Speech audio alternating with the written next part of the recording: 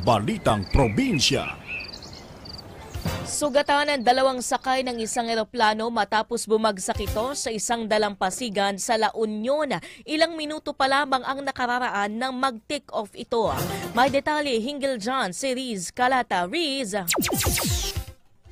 Nakaligtas ang isang student pilot at instructor na sakay ng Cessna Plane 172 na may body number na RPC 6923 matapos bumagsak ito sa dalampasigan ng Barangay Kanaway, lungsod ng San Fernando, La Union kahapon ng umaga.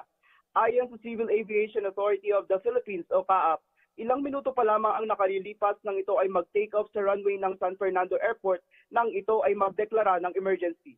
Agarang rumesponde sa pinangyarihan ng aksidente ang Philippine Coast Guard at ang Medical Special Operations Unit ng Coast Guard District Northwestern Luzon upang iligtas ang dalawang biktima na kaagad isinugod sa pagamutan. Naglatag ng dalawang oil spill boom ang Marine Environment Protection Unit upang makontrol kaagad ang posibleng pagtagas ng langis mula sa bumagsak na eroplano.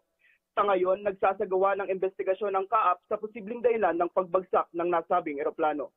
Riz Calata, Newsline. Salamat sa detalye ng ulat, Riz.